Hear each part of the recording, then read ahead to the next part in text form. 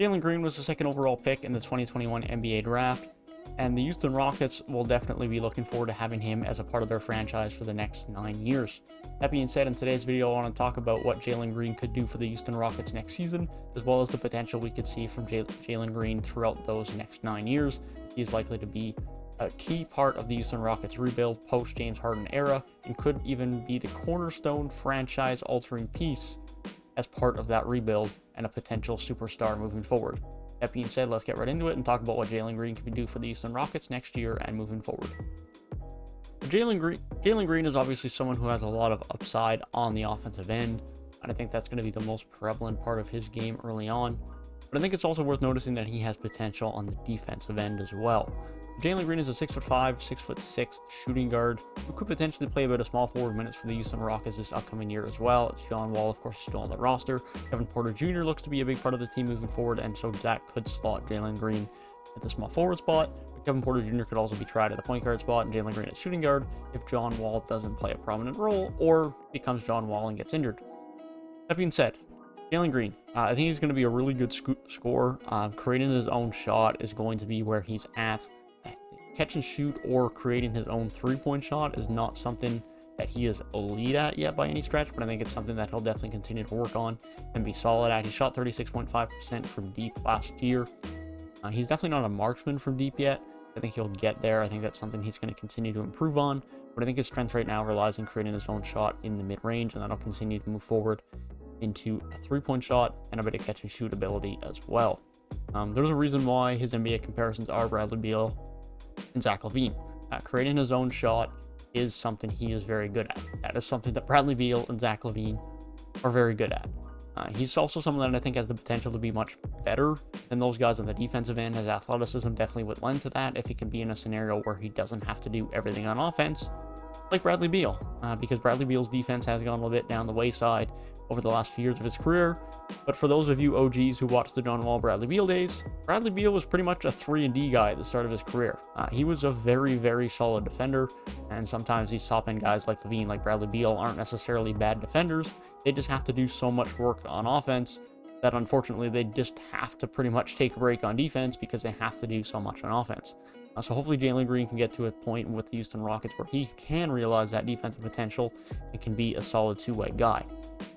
His playmaking is definitely something that could be worked on, and I think his ball handling alongside that as a playmaker could definitely be something that is worked on as well. Now again, this is not to say his ball handling is bad. Jalen Green is pretty much an all-around fairly good prospect right now and fairly good player right now. He doesn't have any glaring weaknesses other than the fact that his maturity, his leadership, and how well he can lead a team, or as the leader, the captain type guy on a team. That maybe is a little bit in question still, but he's a fairly solid ball handler. He's a fairly solid rebounder. Playmaking for his position is fine, but it's definitely something he could look to improve on if he wants to be a solid playmaker. His three-point shot can do work. It's still very solid. Point being, Jalen Green is a very good all-around prospect. The biggest weak point in Jalen Green's game right now is just that he needs to fill out and put on some weight, put on some muscle. He is only 180 pounds and about 6'5", 6'6", which is fairly small, especially for the NBA. So if he can put on about 15-20 pounds of muscle, that would definitely be the biggest help in his game. Give him that athletic frame with a bit more strength. That would help him to be a bit better of a finisher at the rim, as sometimes he relies a little bit too much on his athleticism right now, as opposed to just strength and finishing strong at the rim. And that's something that will come with time, with experience, and with a bit more strength in his work in the gym over the next couple of years in the NBA. And playmaking, I think, is just the next biggest thing he can continue to focus on. Because if he can become a primary ball handler with good playmaking skills, he just becomes that much more valuable, that much more impactful on the offensive end. But I think that's all things that Jalen Green can realistically work towards and realize in his NBA career. And that's pretty darn promising, because that sounds like someone who's a pretty darn good NBA player.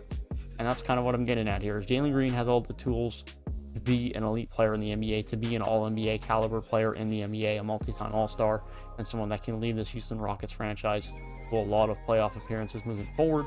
He just has to put in the work to be able to get there. Now, even next year, Jalen Green is definitely going to be someone that's going to be competing for Rookie of the Year alongside Cade Cunningham. I think that's the two-headed race. I have Cade Cunningham winning it. Quite frankly, it's pretty much a toss-up. Jalen Green's going to have a very big role on this Houston Rockets team. He's going to get to shoot a lot. He's going to get to learn a lot from his mistakes and from his experience. offensively and defensively, he's going to get a lot of time to improve. I think Jalen Green's going to be very good next year. I think he's going to be someone that can average 17, 18 points a night, although it might not be that efficient, especially early on in the year. That's just kind of the way it is. I mean, we saw that with Anthony Edwards last year. There's a learning curve.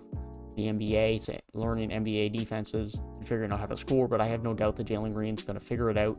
He's going to be very positive next year for the Houston Rockets. This Houston Rockets team has no expectations for a few years. Jalen Green's just going to get to do his thing and learn. I think he's going to be a fairly promising piece to this Houston Rockets team. I think he's going to be very fun to watch next year. Going to be someone that can have some very big, explosive offensive nights alongside Kevin Porter Jr. There's going to be someone that can show some flashes on the defensive end in the right scenarios as well. Don't expect an all-star level season from Jalen Green next year, but don't be shocked if you see that a few years down the road, and if this could be someone that could be an all-NBA caliber player for the Houston Rockets a few years down the road. That being said, that is my thoughts on Jalen Green with the Houston Rockets next year and in years to come. Let me know down in the comment section what you guys think about Jalen Green. If you agree or disagree with my thoughts, be sure to let me know. I'll be happy to have a discussion with you guys down in the comment section. With that being said, I hope you guys have a great rest of your day. Be sure to leave a like down below and subscribe to the channel if you are new. And stay tuned for more rookie player expectations like this if you want to hear some more. That being said, as I said, have a great rest of your day, and I will see you guys in the next one.